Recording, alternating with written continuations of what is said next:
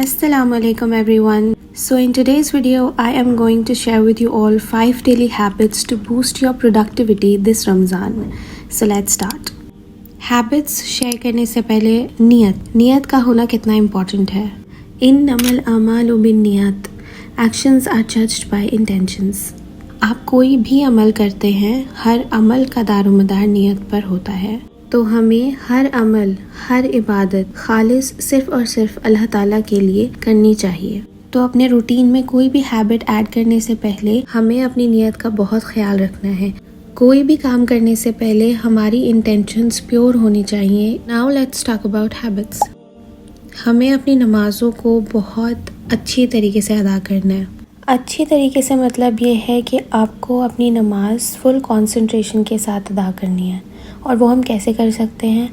हम अपने घर में एक सेपरेट रूम में जाके हम अपनी नमाज़ अदा कर सकते हैं, जिसकी हेल्प से जितनी भी डिस्ट्रैक्शंस हैं वो ख़त्म हो जाएंगी और हम पूरी कंसंट्रेशन के साथ नमाज को अदा कर पाएंगे. हमें इस रमज़ान कुरान को पढ़ने की और समझने की कोशिश करनी है ताकि हम अपना कनेक्शन अल्लाह ताला के साथ स्ट्रॉन्ग कर सकें. और अगर आप इफ्तार के बाद कुरान पढ़ते हैं तो अपने आप को हाइड्रेट रखना आपने ज़रूरी है, क्योंकि आपने पूरा दिन पानी नहीं पिया होता है. तो आपने कोशिश करनी है कि आप जितना ज़्यादा से ज़्यादा पानी कंज्यूम कर लें इफ्तार के बाद, वो ज़्यादा बेहतर होगा. रमज़ान की बहुत एक इम्पॉर्टेंट फैक्टर ये है कि रमज़ान के महीने में कुरान मजीद नाज़िल किया गया था. तो हमें जो अल्लाह ताला के वर्ड्स हैं वो हमें मिले थे इस बाबरकत महीने में. तो हमें कोशिश करनी चाहिए कि हम अपना कनेक्शन अल्लाह ताला से और ज़्यादा स्ट्रॉन्ग कर सकें और कुरान को ज़्यादा से ज़्यादा पढ़ें. हमारा मोटिव ये होना चाहिए कि हम कुरान पढ़ने के साथ साथ उसके मायने और तफसीर भी समझने की कोशिश करें. इसको इम्प्लीमेंट करने के लिए हम गोल सेट कर सकते हैं अपने लिए.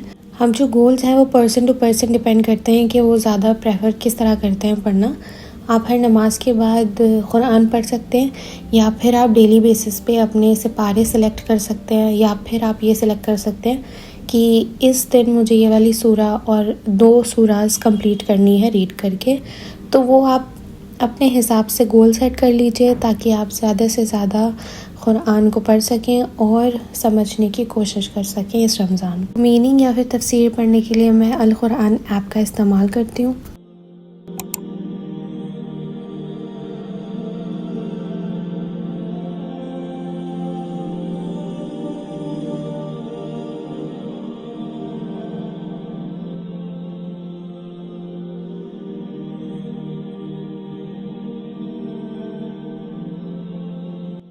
मोस्ट ऑफ़ द टाइम ये ऐप मैं बहुत सारी चीज़ों के लिए इस्तेमाल करती हूँ. तफसीर रीडिंग में भी हेल्प करती है, और तजवीद अगर आपकी करेक्ट नहीं है तो मैंने बहुत ज़्यादा इम्प्रूव किया है. उसके बाद फिर कुरान को मुझे सुनना होता है तो मैं इस ऐप से ही सुन लेती हूँ. And one more thing to add, मैं कुरान लर्निंग में भी ऐप काफ़ी हेल्प करता है, क्योंकि अगर आप कोई भी सूरत को रिपीटेडली सुनते हैं तो वो ख़ुद ब खुद आपको लर्न हो जाती है. तो आप उस वे में भी इस ऐप का इस्तेमाल कर सकते हैं. फिर रेसिटेशन ऑफ कुरान हो गया है हमारा. उसके बाद मैं कुरान को समझने पर ज़्यादा ध्यान देती हूँ, क्योंकि जितना हम पढ़ेंगे तफसीर और मीनिंग पढ़ेंगे तो फिर हमें और ज़्यादा इल्म हासिल होगा, हमें नॉलेज हमारी ज़्यादा बढ़ेगी.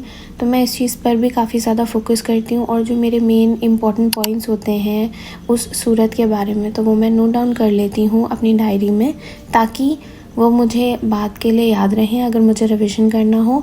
और रीडिंग इज़ द की. आप जितना ज़्यादा पढ़ेंगे उतना ज़्यादा आप इल्म हासिल कर सकेंगे. हैबिट 3, हमने तहज्जुद कंसिस्टेंटली पढ़नी है, पाबंदी के साथ, बिल्कुल भी स्किप नहीं करनी. क्योंकि अमूमन हमारे पास बहुत सारी चीज़ें होती हैं जो हमें अल्लाह ताला से मांगनी होती हैं, तो वो हम तहज्जुद में मांग सकते हैं. आपको जो भी चाहिए, जो भी मांगना है आप अल्लाह ताला से मांगिए. मेक अल्लाह ताला योर बेस्ट फ्रेंड. आप हिदायत की दुआ मांगें, अल्लाह ताला से आप माफ़ी मांगिए, और अल्लाह ताला से मांगिए कि अल्लाह ताला हमारे रिस्क में और हेल्थ में बरकत अता करें.